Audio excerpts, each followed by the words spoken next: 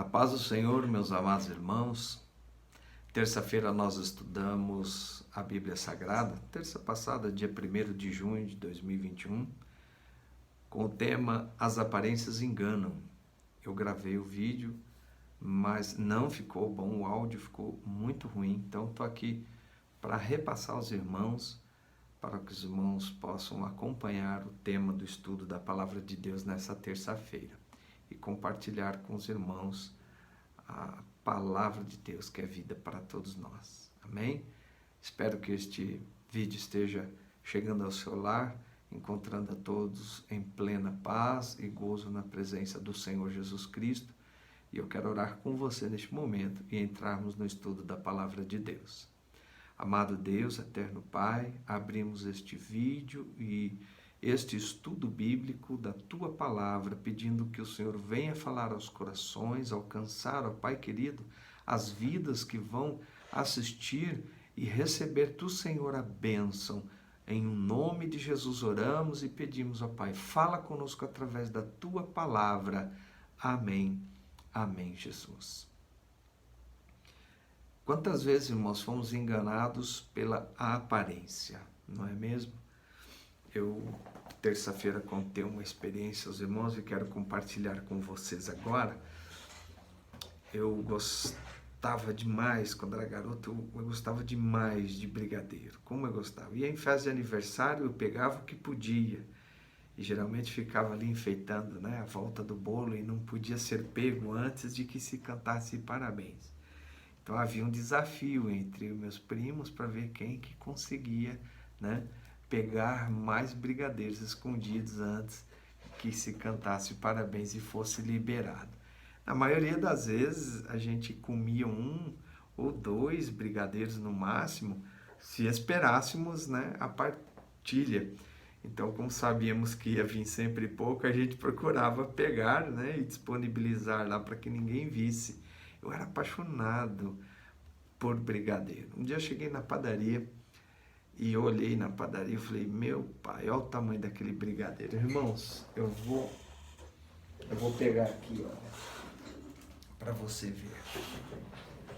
Era um brigadeiro desse tamanho. Desse tamanho. Essa aqui é a minha bolinha de fazer exercício nas mãos. Quando eu vi aquele brigadeiro desse tamanho, eu falei assim, eu quero um desse para mim. Fui para casa, fui juntando moedinha.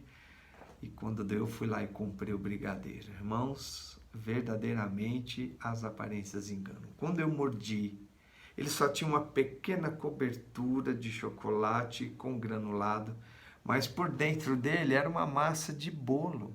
E pior, era um bolo velho já. Detestei aquilo. Falei, puxa vida, perdi a graça com o brigadeiro, porque ali não tinha brigadeiro nenhum. Muitas vezes, irmãos, isso acontece na nossa vida. Por isso é importante nós estarmos ligados à Palavra de Deus, termos discernimento do Espírito Santo, para que não venhamos ser enganados. Amém? Sempre quando somos enganados, nós nos decepcionamos, ficamos tristes, abatidos, como eu fiquei naquele dia com o brigadeiro. Mas o Senhor está sempre pronto para nos ajudar e nos auxiliar. Vamos ao estudo da Palavra de Deus? Abra sua Bíblia aí em 1 Samuel, capítulo 16, versículo de número 7. Diz assim a Bíblia Sagrada. Porém o Senhor disse a Samuel, não atentes para a sua aparência, nem para a altura da sua estatura, porque eu tenho rejeitado. Porque o Senhor não vê como o homem vê, pois o homem vê o que está diante dos olhos, porém o Senhor olha para o coração. Aqui, irmãos, foi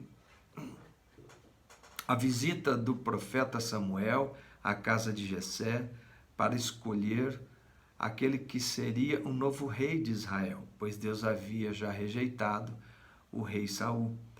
E quando Samuel entra na casa e pede a Jessé que traga os seus filhos para que Deus assim o revelasse, à medida que entrou primeiro, Samuel já olhou, é esse daí, é esse. Ele olhou o tamanho forte, eles eram soldados de guerra e nenhum deles foram.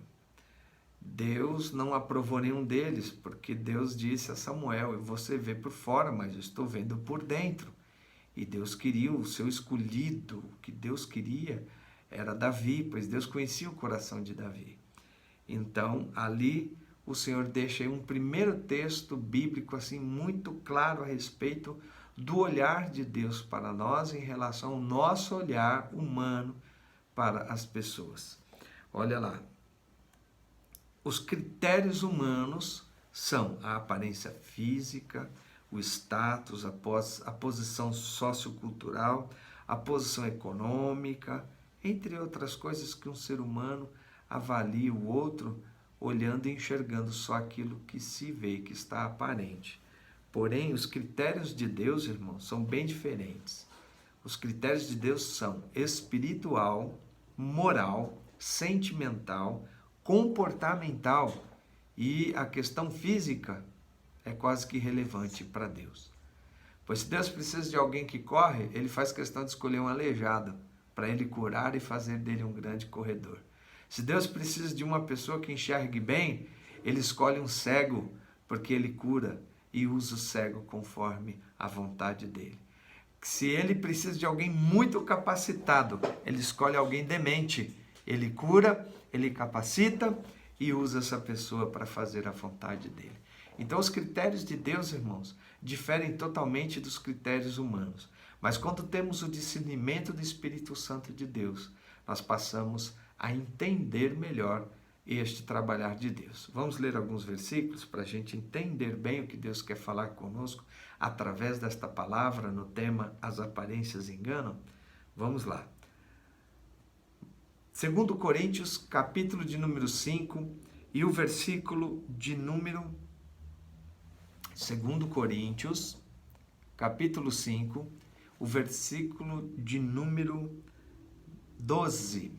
2 Coríntios 5, 12. Porque não nos recomendamos outra vez a vós, mas damos a vós ocasião de vos gloriares de nós, para que tenhais que responder aos que se gloriam na aparência e não no coração. Olha só, Paulo está exortando aos irmãos, olha, que eles possam ver em nós as coisas de Deus e que venhamos a nos gloriar daquilo que é de Deus e que pertence a Deus e que está em nós através de Deus, e não nos gloriar na aparência, naquilo que aparentamos ser, mas vamos ser, sinceros, íntegros.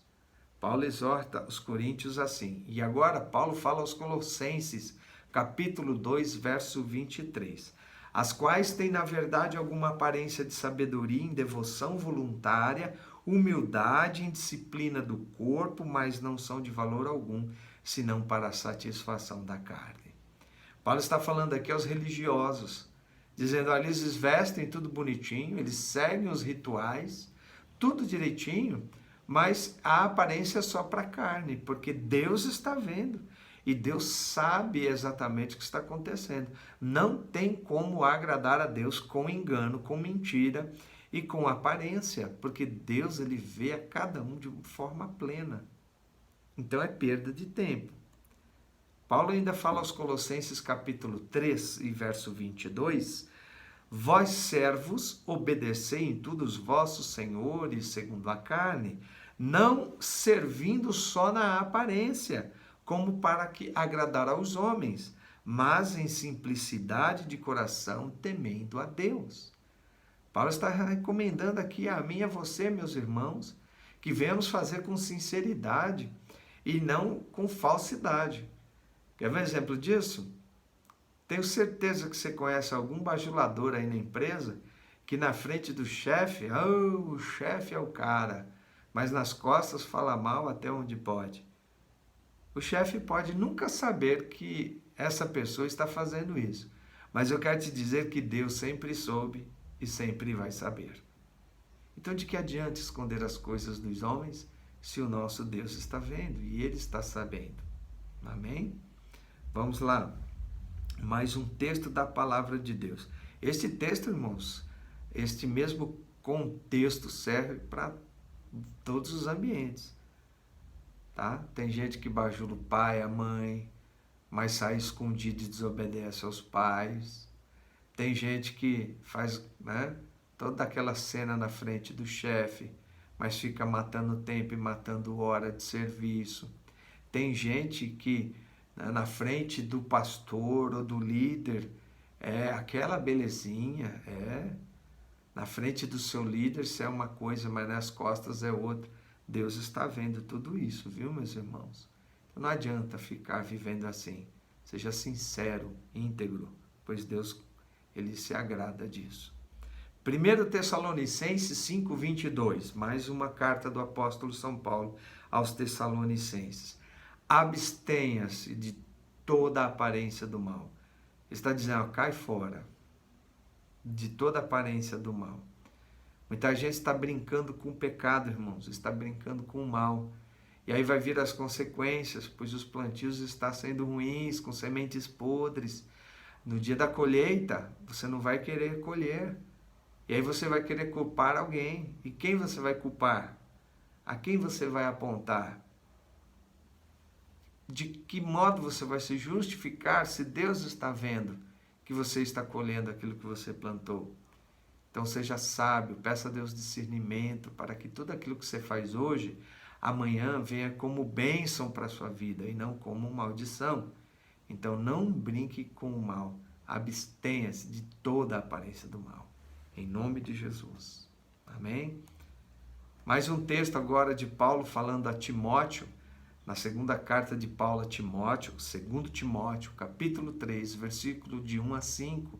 Paulo diz assim, olha, sabe, porém, isso que nos últimos dias sobrevirão tempos trabalhosos, porque haverá homens amantes de si mesmos, avarentos, presunçosos, soberbos, blasfemos, desobedientes a pais e mães, ingratos, profanos, sem afeto natural, irreconciliáveis, caluniadores, incontinentes, cruéis, sem amor para com os bons, traidores, obstinados, orgulhosos, mais amigos dos deleites do que amigos de Deus, tendo aparência de piedade, mas negando a eficácia dela. Destes, afasta-te. O apóstolo Paulo, ele recomenda, cai fora desses aí, que isso é perigo. Irmãos, vai aqui um conselho para os casais de namorados. O namoro existe para que você conheça a pessoa, o caráter da pessoa, para que então a partir daí você tome a decisão de dar o passo seguinte, que é ficar noivo, e depois o próximo passo, que é se casar.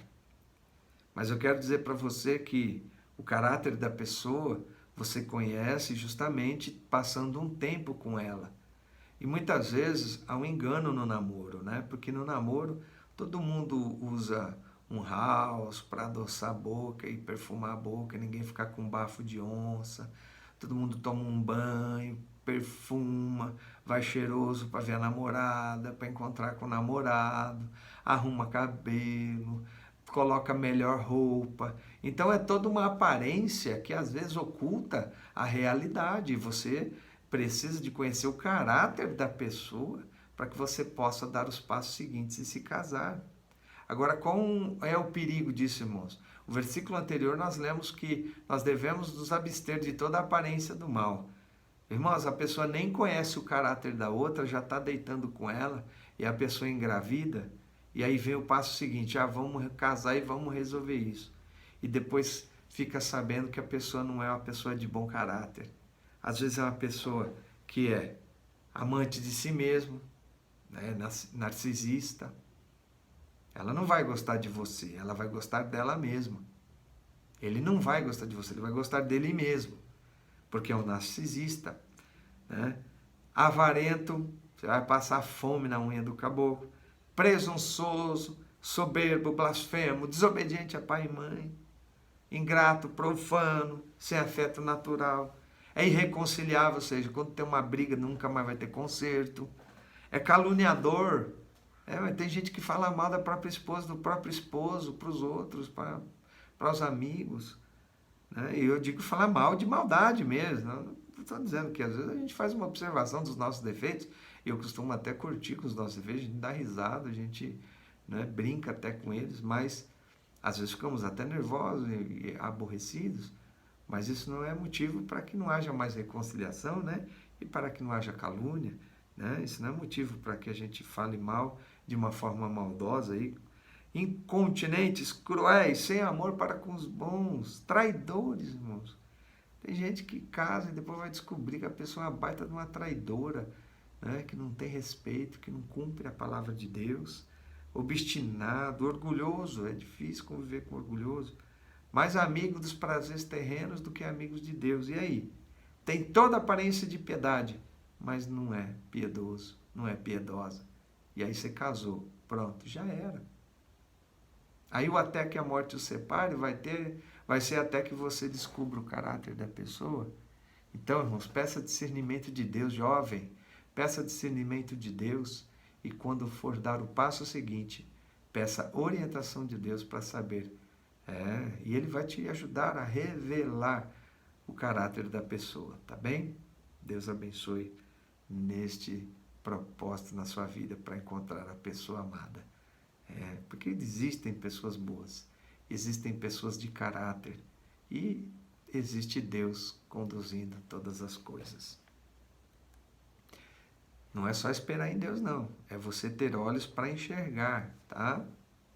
Lembrando que o caráter de uma pessoa se conhece em meio à tribulação. Tá? Nós vamos ler um versículo aqui agora. Antes,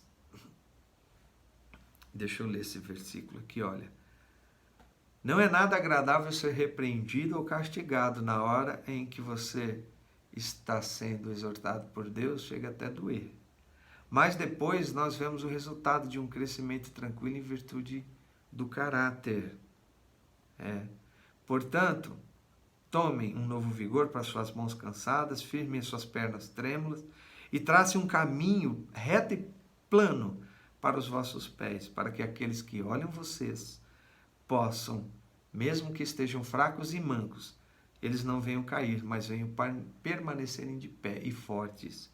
Procurem afastar de toda discórdia, busquem levar uma vida pura e santa, porque aqueles que não santificam a vida não verão a Deus. Nós lemos Hebreus capítulo 12, verso 11 ao 14. Agora quero ler Tiago capítulo 1, verso 2, 3 e 4, que diz assim: queridos irmãos, a vida de vocês está cheia de dificuldades e de tentações? Então, sintam-se felizes, porque quando o caminho é áspero, a perseverança de vocês tem uma oportunidade de crescer. Portanto, deixem-na crescer e não procurem se desviar dos problemas e das adversidades, porque quando a perseverança de vocês estiver, afinal, plenamente crescida, vocês estarão preparados para qualquer coisa e serão fortes de caráter, íntegros e perfeitos. Palavra de Tiago, capítulo 1, versículo de número 2, 3 e 4. Irmãos, olha que extraordinário. Firmeza. Não fuja da circunstância. Lembra que Jó, ele foi apontado pelos seus amigos, e seus amigos se enganaram a respeito dele, achando que a luta que ele passava é porque ele estava em pecado. E, na verdade, Jó estava sendo apenas provado por Deus. E ele foi provado e aprovado por Deus.